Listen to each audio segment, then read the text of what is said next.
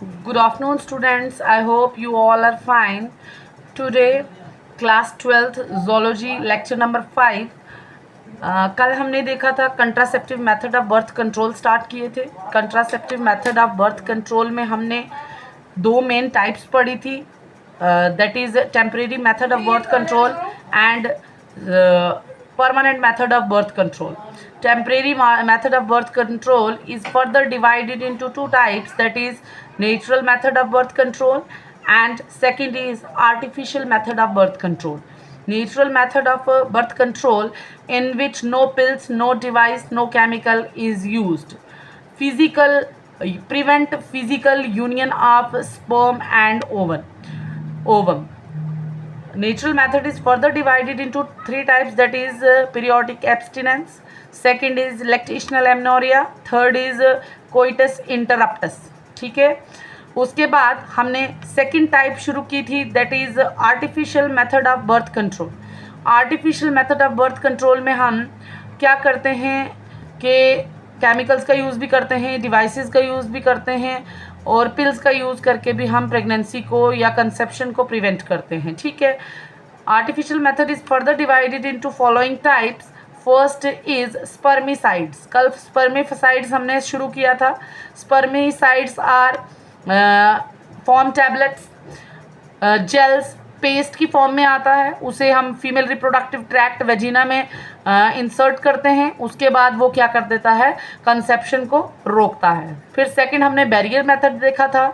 Barrier method में हमने mail condom देखा था जिसको निरोध भी कहते हैं, फीमेल कॉन्डम देखा था, फेमिडॉम. उसके बाद हमने वॉल्ट्स देखे थे, डायफ्रेगम देखा था, सर्विकल कैप्स देखी थी. फिर हमने नेक्स्ट कल स्टार्ट किया था इंट्रायूट्राइन डिवाइसेस, नेक्स्ट टाइप. ये सब artificial method of birth control की टाइप्स हैं. ठीक है. फिर हमने थर्ड टाइप शुरू की थी artificial method of birth control की, दैट इज़ इंट्रायूट्राइन डिवाइसेस, जिनको हम इंट्रायूट्राइन कंट्रासेप्टिव डिवाइसेस भी कहते हैं. जो ये इंट्रायूट्राइन डिवाइसेस होती हैं ये प्लास्टिक या मेटल से मिलके बनती हैं. कभी कभार सिर्फ प्लास्टिक से बनती हैं, कभी कभार प्लास्टिक और मेटल दोनों का कम्बिनेशन होता है. ये क्या बनाता है, intrauterine devices. As the name indicates that intrauterine, that means कि इनको हम यूट्राइनिक कैविटी के अंदर इंसर्ट करते हैं. ठीक है. किसके थ्रू, वेजिना के थ्रू. ठीक है. और इसको कोई भी नहीं इंसर्ट कर सकता, इसको सिर्फ कोई प्रोफेशनल ही इंसर्ट करेगा. चाहे वो डॉक्टर होगा, चाहे वो नर्स होगी, प्रोफेशनल ही इंसर्ट करेगा. हर एक इंसान इसको इंसर्ट नहीं कर सकता. ठीक है. ये बहुत सी शेप्स में मार्केट में आती हैं. टीज़ की शेप में भी आती हैं, स्पाइरल की शेप्स में भी आती हैं, लूप्स की शेप में भी आती हैं. ठीक है. अब ये जो इंट्रायूट्राइन डिवाइसेस हैं ये फर्दर डिवाइड की गई हैं तीन टाइप्स में, that is inert intrauterine device जिसमें एग्जाम्पल है लाइपेस लूप. फिर है कॉपर टी. कॉपर टी में एग्जाम्पल है copper 7 multi loaded 375 copper T. ये आगे मैं एग्जाम्पल बताऊंगी. उसके बाद हार्मोनल इंट्रायूट्राइन डिवाइसेस हैं. ये सब यूट्राइन कैविटी में इंसर्ट की जाती हैं. ठीक है. अब हम वन बाय वन इन तीनों टाइप्स को लिटिल बिट एक्सप्लेन करने की कोशिश करेंगे. ठीक है. देखें, फर्स्ट इनर्ट इंट्रायूट्राइन डिवाइसेस, इसको हम नॉन मेडिकेटेड इंट्रायूट्राइन डिवाइस भी कह देते हैं. ठीक है. नॉन मेडिकेटेड होती हैं ये इनमें केमिकल्स होते हैं, हार्मोन्स प्रेजेंट होते हैं इन आईयूडीज में. जैसे एग्जाम्पल है लाइपेस लूप की फॉर्म में आती हैं, ऐसे लूप प्रेजेंट होती हैं, ऐसे लूप्स की फॉर्म में होती हैं. ठीक है. इसको यूट्राइन कैविटी के अंदर इंसर्ट किया जाता है. इनको कोई भी प्रोफेशनल मेडिकल प्रोफेशनल भी इंसर्ट कर सकता है. ये नॉन मेडिकेटेड होती हैं. ठीक है. लाइपेस लूप क्या करती हैं, ये जो हमारे यूट्रस की एंडोमेट्रियम है उसको उसकी हिस्टोलॉजिकल मतलब उनके सेल्स में, हिस्टोलॉजी आपको पता है जब हम सेल्स की स्टडी करते हैं, टिश्यू की स्टडी करते हैं, तब हम क्या कहते हैं, साइटोलॉजी सेल की होगी, हिस्टोलॉजी टिश्यू की स्टडी होगी. जब हम सेल या टिश्यू के बारे में पढ़ रहे हैं उसको हम हिस्टोलॉजी कहते हैं। ठीक है, ये जो लाइपेज लूप होती हैं ये क्या करती हैं, जो यूट्रस की एंडोमेट्रियम है उसमें हिस्टोलॉजिकल और बायोकेमिकल चेंजेस ले आती हैं, जिसकी वजह से क्या हो जाती है, जो एंडोमेट्रियम लाइनिंग होती है वो गैमेटोटॉक्सिक बन जाती है। टॉक्सिक का मतलब होता है जहरीली, गैमेट का मतलब होता है गैमेट, मेल गैमेट वेदर या फीमेल गैमेट। अब फीमेल में मेल गैमेट आएगा दैट मीन्स कि ये स्पर्म के लिए जहर बन जाएंगी। ठीक है, तो ये स्पर्म की क्या करवाती हैं, फेगोसाइटोसिस, स्पर्म को खा लेती हैं, उसको एनगल्फ कर लेती हैं। ठीक है, और स्पर्म खत्म हो जाता है, डीजेनरेट हो जाता है। तो sperm at the site of fertilisation पहुंचेगा ही नहीं, यूट्राइन कैविटी के अंदर ही स्पर्म की फेगोसाइटोसिस हो जाएगी, स्पर्म डीजेनरेट हो जाएगा, स्पर्म मर जाएगा। ठीक है, और स्पर्म एम्प्यूला तक नहीं पहुंचेगा, फर्टिलाइजेशन नहीं हो पाएगी। कोई भी ये सिर्फ क्या करती हैं, ये जो यूट्राइन डिवाइसेस होती हैं लूप्स, ये यूट्रस के अंदर जाके यूट्रस के हिस्टोलॉजिकल और यूट्रस के एंडोमेट्रियम की हिस्टोलॉजिकली और बायोकेमिकली चेंजेस ले आती हैं। वो चेंजेस क्या करती हैं, गैमेटोटॉक्सिक हो जाती हैं स्पर्म के लिए, वो स्पर्म की फेगोसाइटोसिस करवा देती हैं। ठीक है, next type is copper T. Copper T मतलब copper releasing IUDs, copper releasing intra uterine devices. इनमें एग्जाम्पल है copper T, copper 7, multiload 375। ये जो कॉपर टीज होती हैं ये रिलीज करती हैं, कॉपर आयंस को रिलीज करती हैं। ये जो कॉपर टीज हैं ये कॉपर आयंस को रिलीज करती हैं अराउंड 550 माइक्रोग्राम पर डे। रोज 50 microgram copper ions are released from copper Ts. ठीक है, ये जो कॉपर आयंस हैं ये क्या करते हैं, इंड्यूस करते हैं एक केमिकल सब्सटेंस की सेक्रीशन को फ्रॉम रिप्रोडक्टिव ट्रैक। ये केमिकल का नाम है साइटोकाइंस। ये साइटोकाइन कौन रिलीज करता है, रिप्रोडक्टिव ट्रैक फीमेल का। किसके कहने पे, कॉपर आयंस के कहने पे। कॉपर आयंस को कौन प्रोड्यूस कर रहा है, रिलीज कर रहा है, कॉपर टीज। कॉपर टीज को कहाँ इंसर्ट किया जाता है, फीमेल के यूट्राइन कैविटी में कॉपर टीज को इंसर्ट किया जाता है। कॉपर टीज कॉपर आयंस को रिलीज करती हैं, कॉपर आयंस क्या करते हैं, इंड्यूस करते हैं किसको, फीमेल रिप्रोडक्टिव ट्रैक को, कि तुम एक केमिकल को रिलीज करो जिसका नाम है साइटोकाइन। अब ये साइटोकाइन क्या करता है, ये सप्रेस कर देता है, सप्रेस मतलब खत्म कर देता है स्पर्म की मोटेलिटी को। मोटेलिटी मतलब मूव करने की पावर को कहते हैं मोटेलिटी। स्पर्म की मोटेलिटी पावर को खत्म कर देता है बिल्कुल। उसके बाद वायबिलिटी, वायबिलिटी मतलब कितनी देर जिंदा है। ये जब ये साइटोकाइन केमिकल रिलीज होता है उसके बाद स्पर्म की जो वायबिलिटी होती है वो भी सप्रेस हो जाती है, कम हो जाती है।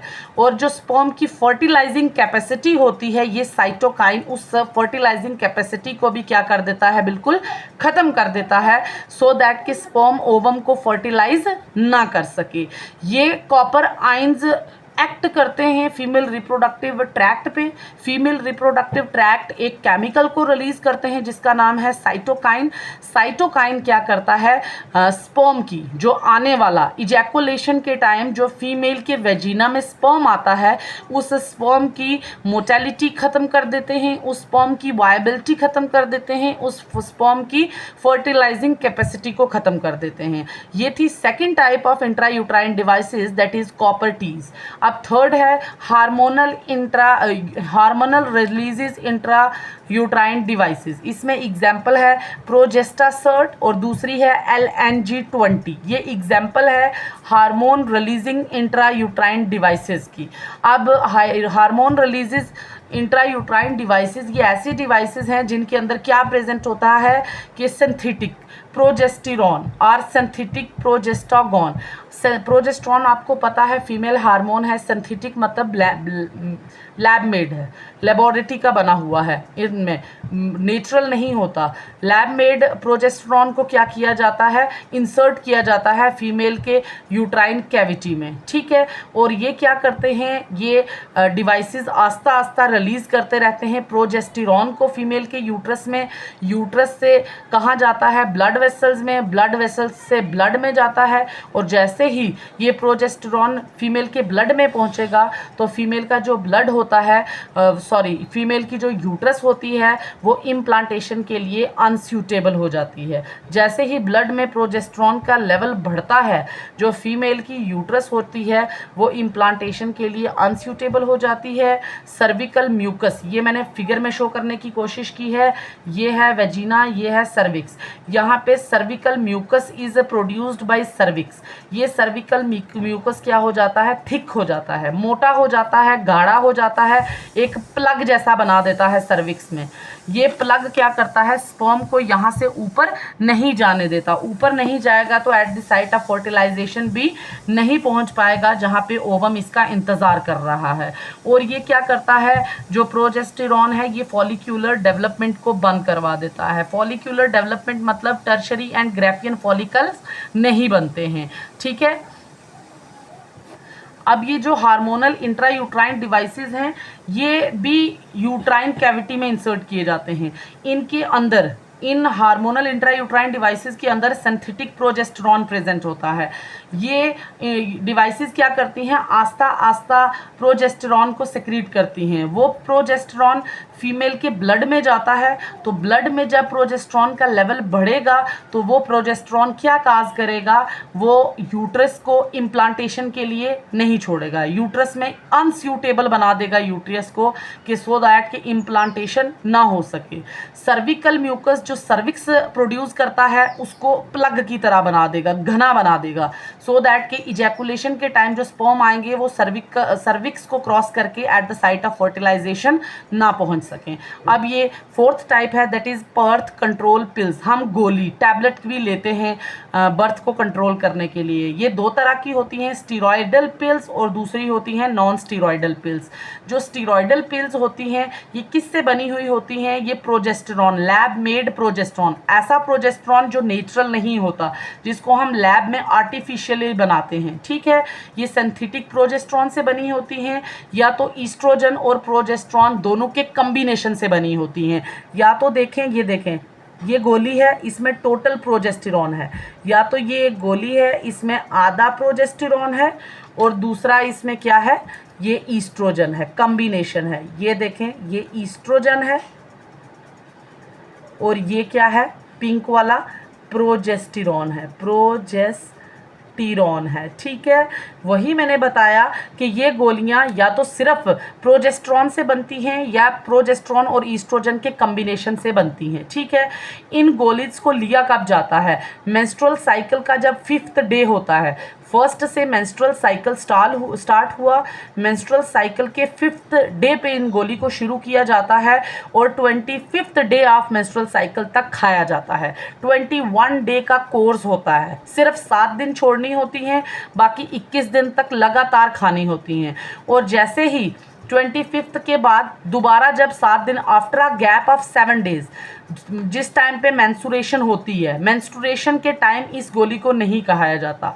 मेंस्ट्रुएशन के 5th डे से शुरू की जाती हैं और 25th डे तक लगातार खानी होती हैं। बीच में जब 7 दिन का मेंस्ट्रुएशन का टाइम होता है तब इस गोली को बंद कर देना चाहिए। जब दोबारा से नेक्स्ट साइकिल शुरू होगा, दोबारा से 5th डे से शुरू करो, जब तक आपको बच्चा नहीं चाहिए, जब तक आप कंसेप्शन नहीं चाहते, तब तक ये कोर्स आपको रिपीटेड हर मंथ ऐसे करना होता है। हर मंथ 7 दिन को छोड़ के 21 डेज इनको खाना होता है।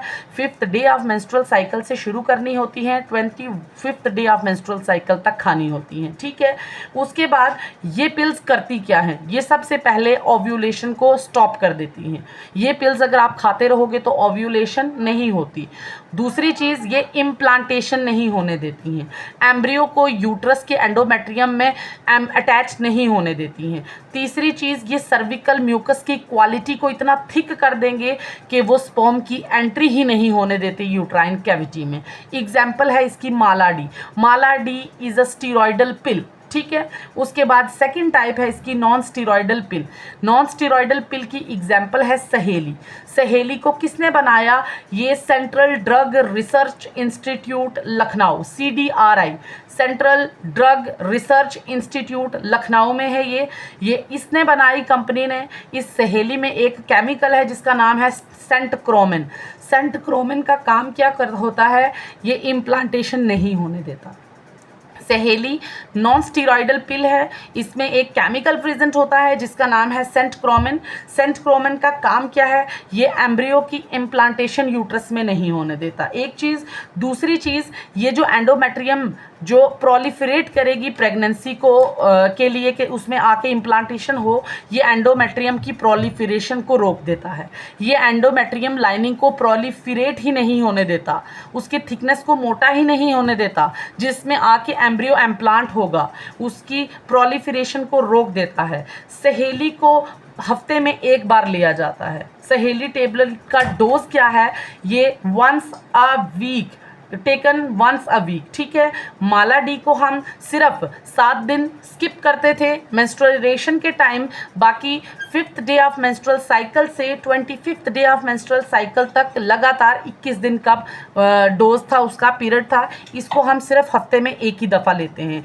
फर्दर अभी 2-3 टाइप हैं artificial method of birth control, वो इंशाल्लाह हम नेक्स्ट लेक्चर में कवर करेंगे। ओके, अल्लाह हाफ़िज़।